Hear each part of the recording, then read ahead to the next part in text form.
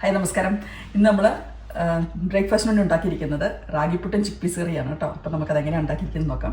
വളരെ പോഷകസമൃദ്ധമായിട്ടുള്ള high protein അടങ്ങിയിട്ടുള്ള നമ്മുടെ ചിക്പീസ് കറിയും അതുപോലെ തന്നെ അയണും പ്രോട്ടീനും എല്ലാം അടങ്ങിയിട്ടുള്ള റാഗിപ്പുട്ടുമാണ്. വളരെ പോഷകസമൃദ്ധമായിട്ടുള്ള ബ്രേക്ക്ഫാസ്റ്റാണ് ഇന്ന് നമുക്ക് കാണാം. അത് ഇങ്ങനെ റാഗിപ്പുട്ടിന് വേണ്ടി ഞാൻ എടുത്തിരിക്കുന്ന ഈ റാഗി ഫ്ലവറാണ് കേട്ടോ. റിയൽ എന്ന് പറയുന്ന കമ്പനിയുടെ റാഗി ഫ്ലവറാണ് എടുത്തിരിക്കുന്നത്. ഞാനിവിടെ ഇതിന് ഷോപ്പിൽ ചെന്നപ്പോൾ കിട്ടിയ ഒരു റാഗിപ്പൊടി ഇത്ര വാങ്ങിക്കുന്നത്.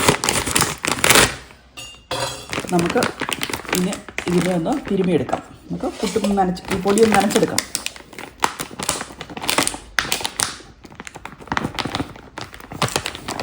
നമ്മളിവിടെ സാധാരണ പുട്ടുപൊടി നനയ്ക്കുന്ന പോലെ തന്നെയാണ് കേട്ടോ ഞാൻ നനയ്ക്കുന്നത്. കുറച്ച് വെള്ളം ഒഴിച്ച് കൊടുക്കുന്നു. ഇനി അതിന് വേണ്ടത് ഉപ്പ് കറിക്ക് ഉപ്പിടുന്നത് കൊണ്ട് ഒരുപാട് ഉപ്പിടേണ്ട ആവശ്യമില്ല. പുട്ടിന് എന്നാലും നമുക്ക് ജസ്റ്റ് ഒരു ടേസ്റ്റിന് വേണ്ടി മാത്രം സ്വല്പം ഉപ്പിട്ട് കൊടുക്കാം. നമ്മൾ പച്ചവെള്ളത്തിലാണ് കുറേശ്ശെ വെള്ളം ഒഴിച്ച് നമ്മൾ പുട്ട് കുഴയ്ക്കുന്ന ആ പരുവത്തിലാക്കി എടുക്കുക. എത്ര വെള്ളം എന്ന് നമുക്ക് പറയാൻ പറ്റത്തില്ലല്ലോ.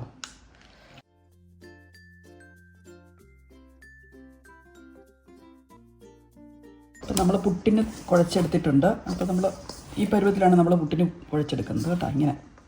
ഇങ്ങനെ വെക്കുമ്പോൾ ഇതാകണം. എന്നാൽ നമ്മളിങ്ങനെ കൈകൊണ്ട് ഓടിക്കുമ്പോൾ നല്ല കട്ട കൂടാതെ ഇരിക്കുകയും ചെയ്യണം. അങ്ങനെയാണ് എൻ്റെ ഒരു കണക്കെന്ന് പറഞ്ഞെങ്കിൽ. നിങ്ങൾക്കൊക്കെ വേറെ കണക്ക് കാണുമായിരിക്കും കേട്ടോ, എനിക്കറിഞ്ഞുകൂടാ. ഞാൻ ഇങ്ങനെയാണ് കേട്ടോ ഉണ്ടാക്കുന്നത്. അപ്പം അമ്മ പറഞ്ഞു തന്ന കാര്യമാണത്. ഇനി പുട്ടിന് വേണ്ടിയുള്ള തേങ്ങ എടുക്കാം നമുക്ക്.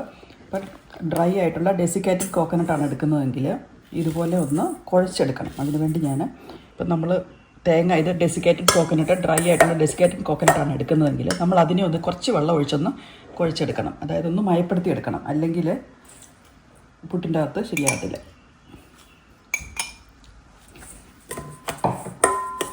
ഫ്രഷ് കോക്കനട്ട് ഫ്രോസൺ കോക്കനട്ടും ഒക്കെ ആണെങ്കിൽ അതിൻ്റെ ആവശ്യമില്ല കേട്ടോ. അപ്പോൾ ഈ പരുവത്തിൽ ആക്കിയെടുക്കണം. കുറച്ച് വെള്ളം ഒഴിച്ച് എന്നാലേ ആവി കയറത്തുള്ളൂ.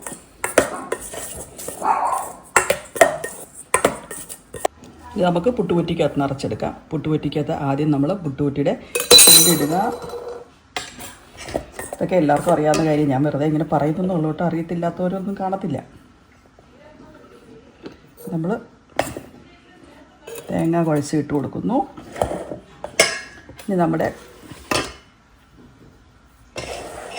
ഇനി നമുക്ക് പുട്ടുപൊടി ഇട്ട് കൊടുക്കാം.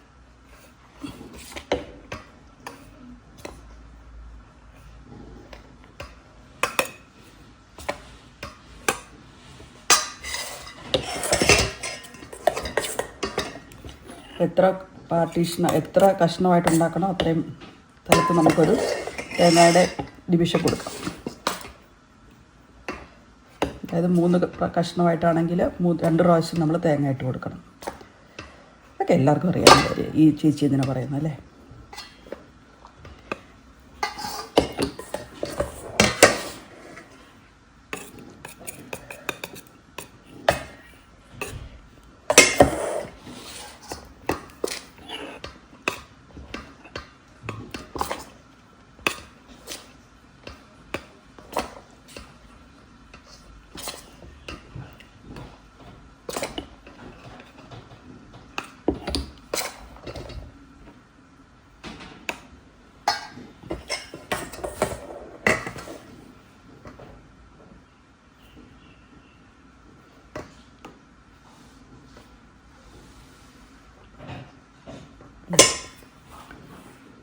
നമ്മളിവിടെ പുട്ടുകുടത്തിൻ്റെ അകത്ത് വെള്ളം നിറച്ച് വെച്ചിട്ടുണ്ട്. ആവി വരുമ്പോൾ നമുക്ക് കുറ്റി അവിടെ ഇരുന്ന് വേവട്ടെ. അപ്പോഴേക്കും നമുക്ക് കറി വയ്ക്കാം. പിന്നെ ഇവിടെ ആവി വന്നു നന്നായിട്ട് പുട്ട് വെന്ത മണവും വരുന്നുണ്ട്. ഇനി നമുക്ക് ആവി വന്നതിന് ശേഷം ഒരു 3 മിനിറ്റ് 4 മിനിറ്റ് ആയെങ്കിൽ പുട്ട് വെന്തിരിക്കും.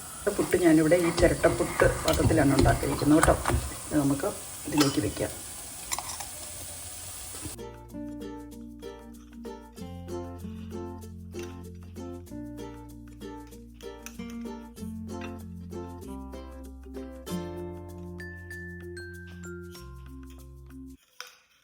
നമ്മൾ പുട്ടിനുള്ള കറി ഉണ്ടാക്കുന്നത് ചിക്പീസാണ് കറി വയ്ക്കുന്നത്. അതായത് നമ്മുടെ വെള്ളക്കടല. അതിനുവേണ്ടി ചട്ടി അടുപ്പത്ത് വെച്ച് ഇനി നമുക്ക് എണ്ണ ഒഴിച്ചു 1 ടേബിൾ സ്പൂണോളം എണ്ണ ഒഴിച്ച് കൊടുത്തിട്ടുണ്ട്. ഇനി ഇട്ട് കൊടുക്കുന്നത് നമ്മുടെ സവോള അരിഞ്ഞതാണ്. 3 സവോള അരിഞ്ഞതാണ് ഇട്ട് കൊടുക്കുന്നത്. ചെറിയ സവോളയായിരുന്നു. സവോള പെട്ടെന്നൊന്ന് മൂത്ത് വരാൻ വേണ്ടി നമുക്ക് കുറച്ച് ഉപ്പിട്ട് കൊടുക്കാം.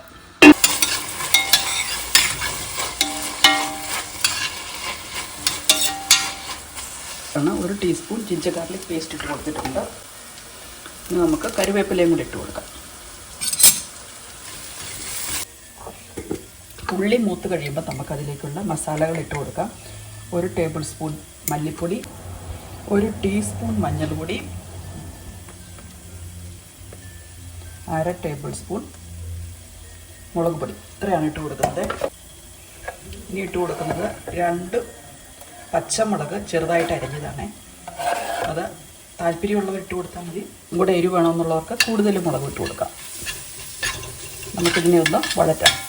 ഇനി ഞാൻ ഇട്ട് കൊടുക്കുന്നത് ഇത് ബേ ലീവ്സ് ആണ്, അല്ലെങ്കിൽ സർവ്വസുഗന്ധി എന്ന് പറയത്തില്ലേ.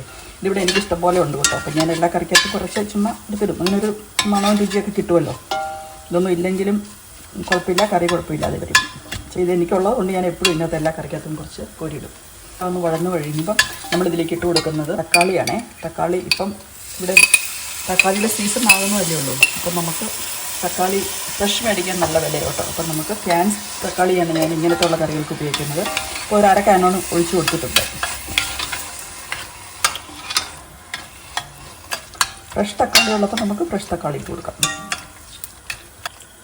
നമുക്കിതിനകത്ത് ഉപ്പ് നോക്കാം. ഞാൻ ആദ്യം സ്വല്പം ഉപ്പല്ലേ നമ്മൾ ഇട്ട് കൊടുത്തുള്ളൂ. അപ്പം നമുക്കിത് സ്വല്പം കൂടെ ഉപ്പിൻ്റെ ആവശ്യമുണ്ട്. നമുക്ക് കുറച്ചും കൂടെ ഉപ്പിട്ട് കൊടുക്കാം. ക്യാൻ്റെ ചിക്ക് പീസാണ് എടുക്കുന്നത്. എന്നാലും നമ്മൾ അതിൻ്റെ വെള്ളം അങ്ങോട്ട് തുറന്ന് വെള്ളം കളയണം കേട്ടോ. എന്നിട്ട് നന്നായിട്ടൊന്ന് 2-3 പ്രാവശ്യം നമ്മൾ കഴുകുകയും ചെയ്യണം.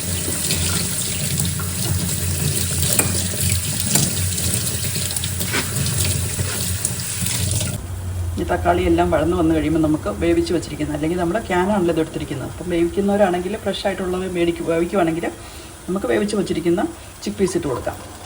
ഇത് ഞാൻ ക്യാൻ ചിക്ക് പീസ് ഇട്ട് കൊടുക്കുന്നു.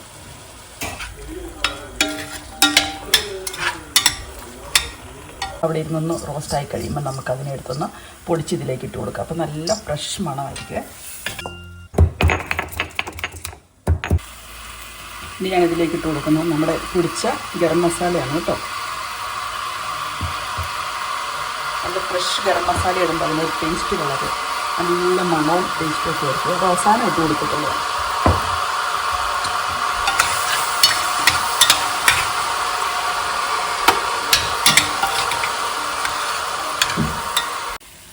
ഇനി നമുക്ക് ചാറിന് വേണ്ടി തേങ്ങാപ്പാൽ ഒഴിച്ച് കൊടുക്കാം.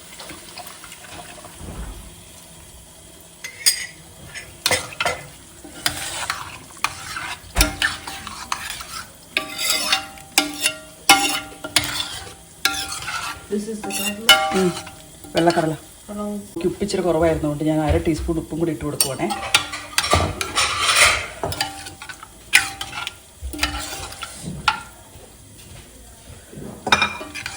ഉപ്പൊക്കെ നല്ല അടിപൊളിയായിട്ടുണ്ട്.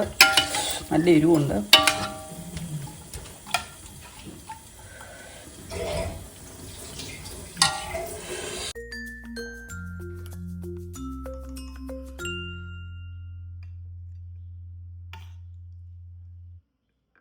സൂപ്പറാണ്. ഹെൽത്തി ആയിട്ടുള്ള വളരെ പോഷകസമൃദ്ധമായിട്ടുള്ള ഒരു ബ്രേക്ക്ഫാസ്റ്റാണ് ഇന്നത്തേത്. Thank you very much for watching my video. By.